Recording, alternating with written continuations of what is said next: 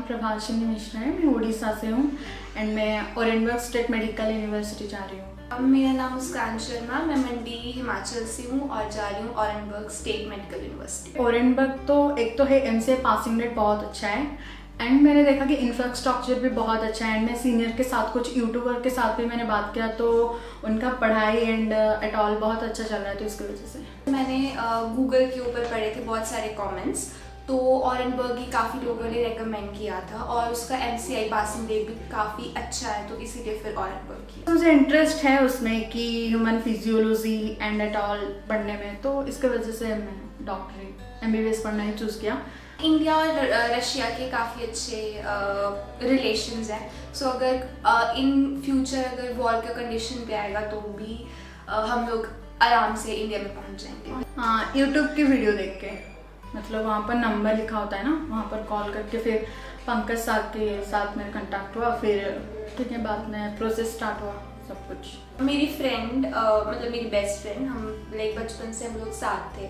सो जब मैं चंडीगढ़ में थी सो उस टाइम पे उसकी मम्मी को ब्रेस्ट कैंसर हो गया था एंड काफ़ी ज़्यादा डिफ़िकल्ट था उसके लिए, एंड ऑब्वियसली मेरी बेस्ट फ्रेंड के साथ हुआ तो मेरे लिए भी उतना ही मुश्किल था, तो फिर इसीलिए वो एक था कि हाँ इसलिए डॉक्टर बनना चाहिए, ज़रूरी है कि अगर होती तो शायद कुछ हेल्प कर पाती। हाँ, मतलब यही बोलूँगी कि हम नीट में बहुत तरह की मतलब बुक्स वगैरह पढ़ते हैं, लेकिन please focus on NCERT and उसके बिना कुछ भी मत पढ़ना सीरियसली। एंड फिजिक्स ठीक है, मतलब एनसीईआरटी के बिना आप पढ़ सकते हैं, आपके class notes and at all.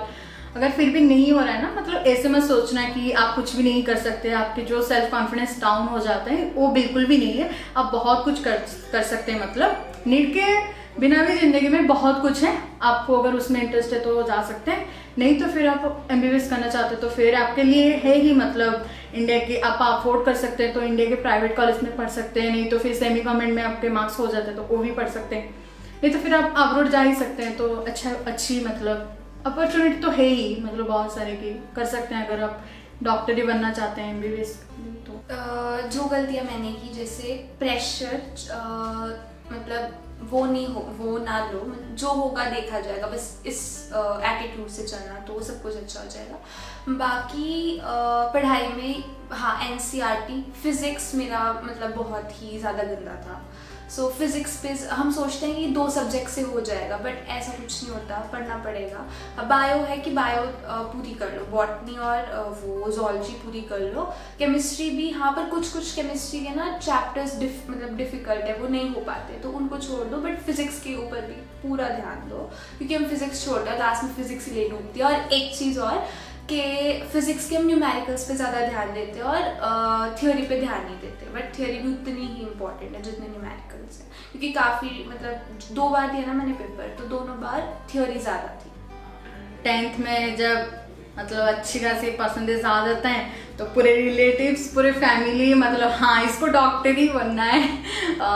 फिर नीट के लिए स्टार्ट हो जाता है हमारी कोचिंग, फिर 11th 12th हाँ जाता है फिर पढ़ने में। फिर एक्चुअली मेरे साथ क्या होता है कि उस टाइम कोविड भी आ गया था, तो कोविड ऑनलाइन पढ़ाई कभी मतलब मैं मेरे बारे में बताती हूँ तो मेरे सक्सेसफुल नहीं हुआ, क्योंकि काफ़ी डिस्ट्रैक्शन आ जाता है ऑनलाइन पढ़ाई में। एंड उसके बाद मैंने जब ऑफलाइन मतलब हुआ कोचिंग स्टार्ट, फिर मैं मोशन कोटा में मेरे कोचिंग ली और फिर उसके बाद फिर भी मेरे नहीं हुआ नहीं, तो मेरे कॉन्फिडेंस काफ़ी डाउन हो चुका था।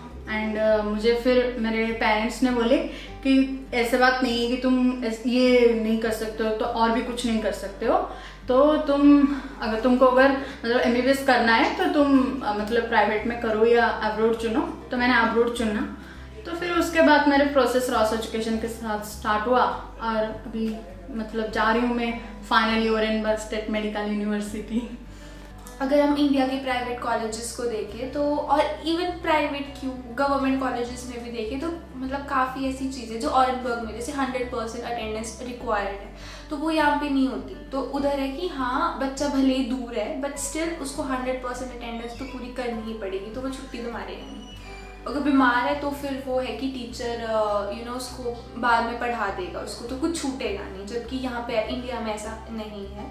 सो आई थिंक ये चीज़ ध्यान में रखनी चाहिए पेरेंट्स को। मतलब हर चीज़ एकदम स्मूथली होगी, मतलब मुझे लगा नहीं कि किसी चीज़ में कुछ भी डिफ़िकल्टी हुई या फिर टाइम लगा। और सबसे अच्छी बात है कि जैसे पंकज सर या दीपक सर थे, दोनों मतलब काफ़ी अच्छे तरीके से उनका बिहेवियर काफ़ी ज़्यादा अच्छा है और हर चीज़ बहुत ही प्यार से समझाते हैं, हर चीज़ अच्छे से मतलब एकदम करवाई उन्होंने सारी।